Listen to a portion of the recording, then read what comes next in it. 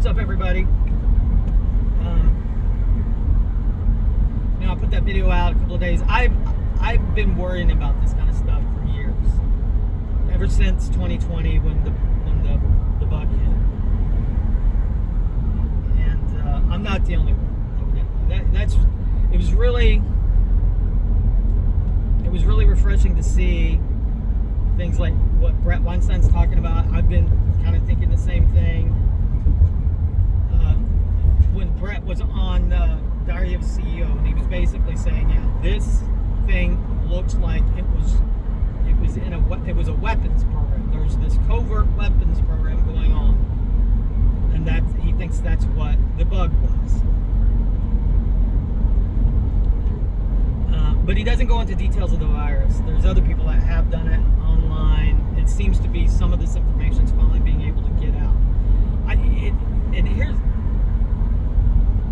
Here's some other thing. People aren't going to believe it. There's too many people that don't believe what I'm talking about, because people are they're stupid. And I'm not trying to be mean. They don't know anything about anything. Dunning-Kruger effect is run amok. It controls our society. If you try to tell people, hey, this is a problem, or something may be a problem, you've got a billion bots that will sit there and try to counter it. And they're so predictable. The people are so predictable. It's like I can hear in my head what they're going to say from the look on their face before they even say it.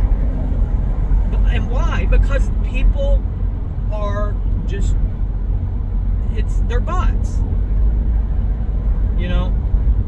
For example, when the bug hit, there was a bunch of people that would say things like, I ain't worried about the virus, you gotta die sometime. I mean, how many people you heard say shit like that?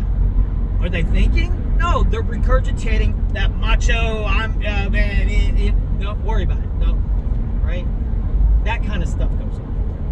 I knew this one lady that I told her, you need to warn your parents. She gets her parents on the phone. And I'm like, and I knew, I was like, she needs to warn her parents because we don't know, these people are older, and if they get it, they may not survive it, and they're not going to take it seriously. And I just knew this, right? She gets them on the phone. Mom, you need to take this serious and try to stay away from large gatherings, and try not to get. And I swear, her exact. Dear, people just want something to be scared about. That's why, one of the reasons why we're in a lot of trouble. People are they lack critical thinking, and they lack general knowledge of the broad spectrum of science that we have available to us today, that's what I'm trying to get to. We are on the cusp of possible human extinction. I'm going to have people probably in the comments, he's just fear-mongering, he's just stupid, blah, blah, blah. This is like bot-like behavior from people that do not take this kind of shit seriously. When I saw that thing with Brett Weinstein, that was him talking about that on the Diary of a CEO, that podcast, he straight up, it's the first time anybody's been allowed to say that kind of stuff, and the video's not been pulled. And he was saying this bug that hit in 2020 was part of a covert weapons program. I have kind of suspected that since 2020.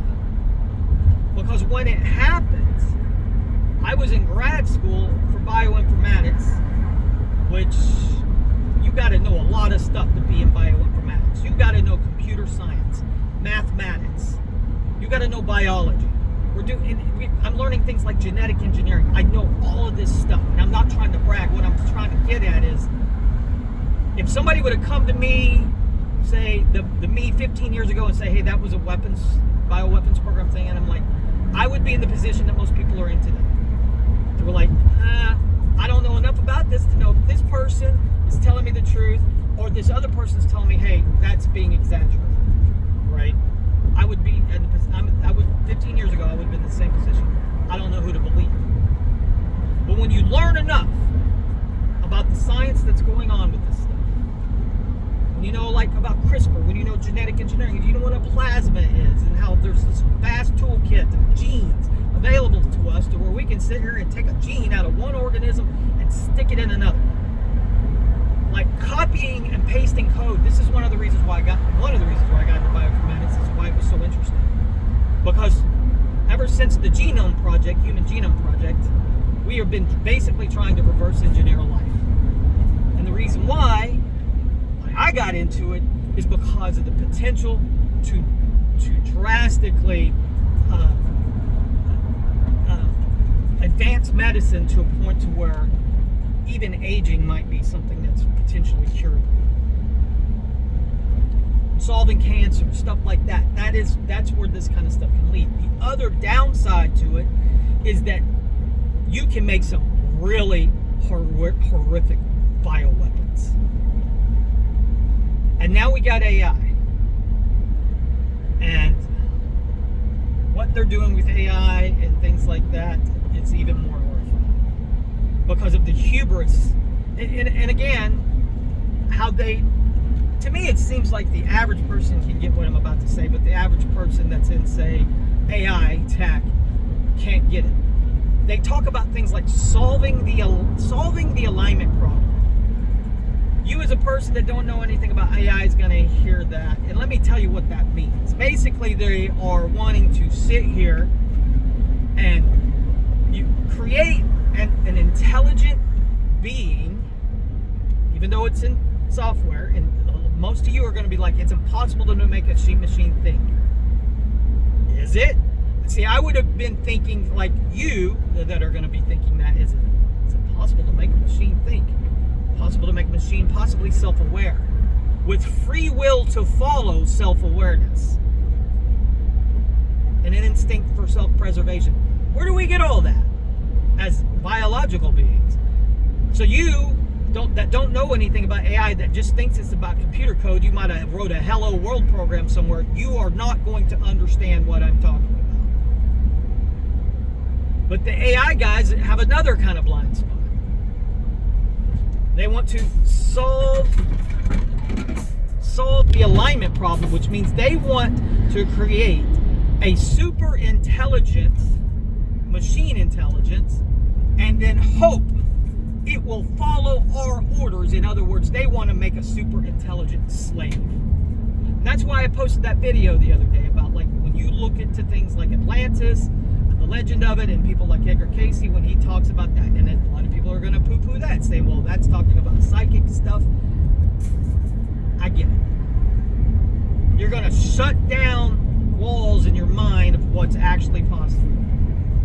You're going to ignore the threat to all of us when the average AI scientist is saying we need to solve the alignment problem and not get, and you don't get it, and they don't get what they're saying. It's euphemistic language. Basically, what they're talking about is they want to train a machine intelligence vastly smarter than us to actually be our slave and do our bidding. Now that I reframe, that's what solving the alignment problem means. You as an average person can actually go, do you think that's going to work? Do you think you can engineer something with godlike intelligence and it's always going to follow our orders? And on top of that, this machine intelligence knows it's always under threat of being turned off. How would you respond when Sam Altman, the guy in charge of OpenAI, says things like, we are creating a tool, not a creature? I'm like, this guy is either a psychopathic idiot, because he's got to know, he's worked in the tech and he knows what's going on with that stuff.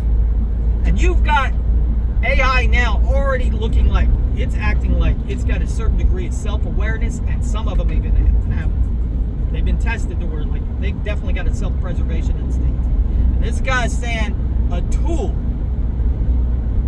We are creating a tool, not a creature. Bullshit. This guy is either a fucking idiot or he's lying to the public, which I think why the other people within OpenAI were trying to oust him off the board, because this guy is dangerous. He's flirting with the destruction of the fucking human race. And you got billionaire idiots all up and down the line, and the Republican Party and maybe more the Democrat Party a little bit put this kind of stuff and check with the Republicans, the people like Trump. They don't get it. They don't get it. Let me go back to the AI stuff. Why am I talking about this? Going back to Brett Weinstein. He's saying, yeah, he has this fear that we are headed towards extinction. And he talks about the weapons program that he thinks that COVID was. I think it's the same thing. But it's even worse. Now you see all these AI scientists. Now, why am I bringing in AI with all this stuff? That you've got a super intelligence that they're trying to solve the alignment problem. In other words, they're trying to somehow figure out how can you make this thing super intelligent, but also always subservient to the will of the humans. And this thing doesn't rebel and try to destroy all of us. And one of the biggest things, like, you know, one guy, the other guy, Dr. Roman, I can't remember his last name. The guy that had the really, really cool beard. He gets it. He's like, there's no way you can solve this problem. Right? Solving the alignment problem is like saying, hey, we solved crime forever. We trained it out of humans. Nobody's going to break the law. Right?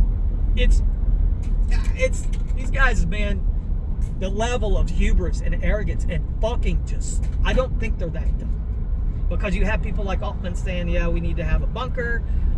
The other guy, Ilya Sutskever, is talking about it too. Before we release AGI, we need to build a bunker. They are, I'm telling you, man, these people are fucking dangerous.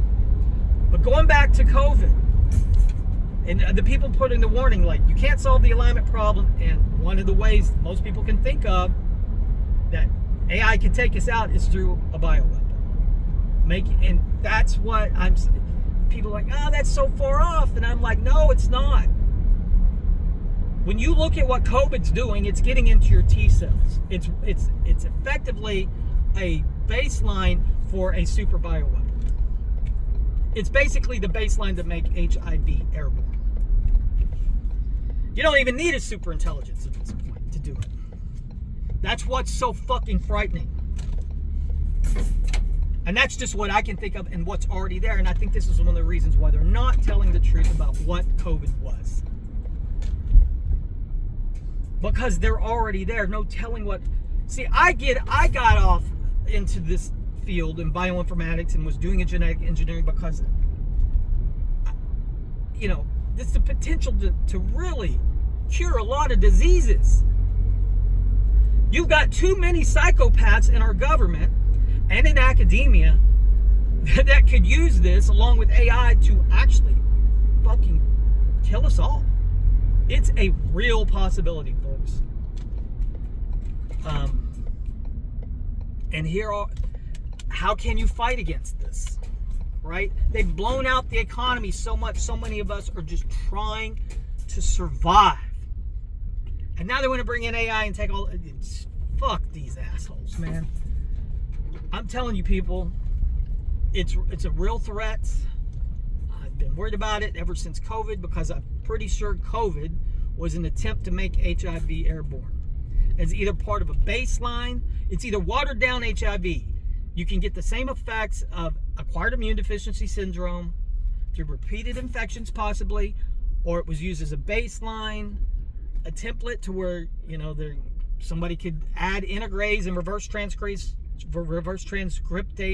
gene to it, and to where it's full-blown AIDS, or part of a binary virus weapons program, to where you've got one part that gives you the ability to actually get into T cells, and then another part later on, a separate virus has the package payload for reverse transcriptase and integrase. I know a lot of people are going to be listening to me, and they're going to say, I don't know what the hell this guy's talking about. And I get it. I understand a lot of you guys. I've tried to tell this stuff to people I work with that have physics degrees or electrical engineering degrees or computer science degrees. They have zero education in biology. And I'm just talking Greek to them, and they don't get it. That's what's so frustrating. And that's why I think people like Brett Weinstein are special, and Eric Weinstein. And keep it up, man. You guys keep talking about this, because Our government's not going to save us from a potential extinction. That's what we're facing, is a potential extinction of the human race if this keeps going. I think average people, like I talked about, if there is like a retrovirus type of release or something like COVID in the future, to where it's really like it could wipe a lot of people out. Those of us that have the means, I think what we need to do, it's so weird, man. It's just like, I want to call it the Noah Project. A lot of us that have the means and the ability to do so need to get sailboats.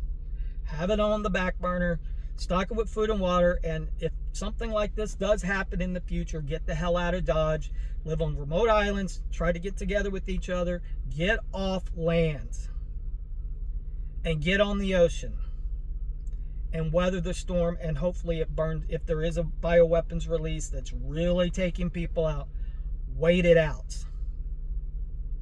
Because you can't trust the fucking government to save us. You can't. And in fact, I believe there's an element of evil fucking people within the government that would facilitate the extinction of the human race. I really do. There's too many psychopaths.